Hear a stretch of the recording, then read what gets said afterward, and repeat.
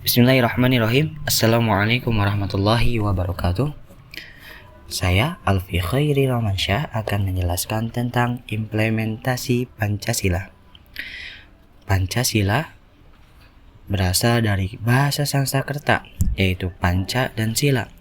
Panca yang artinya 5 dan sila yang artinya dasar. Berarti Pancasila adalah 5 yang dasar. Sila pertama dari Pancasila. Sila pertama berbunyi ketuhanan yang Maha Esa. Dalam kehidupan sekarang, setiap masyarakat Indonesia dijamin kebebasan dalam menjalani kepercayaannya masing-masing. Masyarakat kini dapat menjalani kepercayaannya dengan tenang tanpa gangguan intoleransi. Di sila ini, masyarakat juga diminta agar tidak menistakan agama lain dan harus menjunjung tinggi kerukunan umat beragama antara satu dengan yang lainnya. Ada beberapa agama yang ada di dalam negeri kita, yaitu Indonesia. Sila kedua berbunyi kemanusiaan yang adil dan beradab.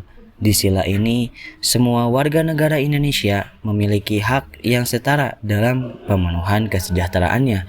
Selain itu, juga kesetaraan dalam kehidupan yang layak, hak politik, hukum, dan semua hal yang telah diatur di undang-undang tanpa melihat suku dan ras warga negara Indonesia tersebut. Yang ketiga, Persatuan Indonesia.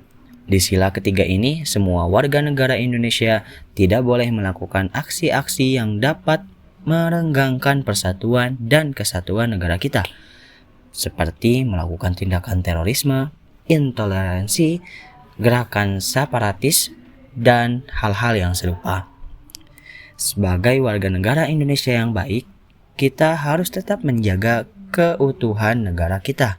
Kita harus menghindari tindakan-tindakan yang dapat memecah belah negara kita. Hal budaya. Contoh dari sila ketiga adalah gotong royong yang sering kita lakukan sebagai bangsa negara Indonesia. Sila keempat, kerakyatan yang dipimpin oleh hikmat kebijaksanaan dalam permusyawaratan perwakilan. Dapat dilihat bahwa banyak sekali kasus ataupun masalah yang terjadi di negara kita yang menunjukkan penurunan sila keempat ini. Contohnya, banyaknya kasus sengketa pilkada yang harus berakhir di MK atau Mahkamah Konstitusi.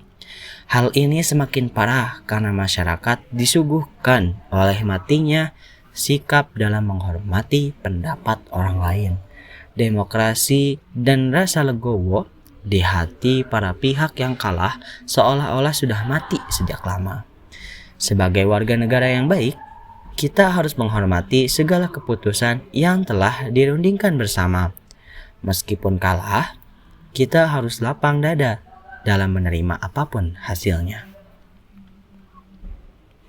Yang terakhir, yaitu sila kelima, berbunyi keadilan sosial bagi seluruh rakyat Indonesia.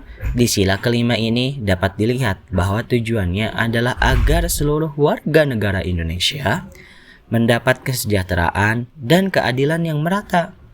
Seluruh rakyat Indonesia berhak mendapatkan penghidupan yang layak, penghormatan terhadap hak asasi manusia, perlindungan keamanan dan hukum yang seutuhnya, dan semua hal yang berkaitan dengan kesejahteraan warga negara. Meskipun banyak orang maupun pihak yang ingin memecah belah negara kita dengan mengganggu nilai-nilai Pancasila, kita tidak boleh goyah. Kita harus berpegang teguh pada Pancasila yang menyatukan Indonesia yang sangat luas ini. Nilai-nilai Pancasila merupakan hasil kerja keras para leluhur kita yang ingin Indonesia dapat hidup dengan damai dan tentram.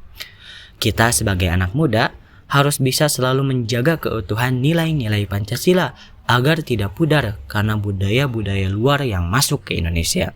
Apalagi sekarang, ancaman bisa datang dari mana saja. Bisa saja dari internet, paham tidak benar, dan lain-lain. Implementasi Pancasila sangat penting bagi kehidupan sehari-hari. Bila kita tidak menerapkan Pancasila sebagai landasan dalam berkehidupan bersama, maka dapat menimbulkan berbagai masalah yang dapat merugikan diri sendiri maupun oleh orang lain. Oleh karena itu, kita tidak boleh lupa untuk selalu melandaskan Pancasila dan tetap menjaga keutuhan nilai dari Pancasila itu sendiri. Jika bukan kita yang menjaga dan menerapkan nilai-nilai Pancasila, siapa lagi? Terima kasih. Wassalamualaikum warahmatullahi wabarakatuh.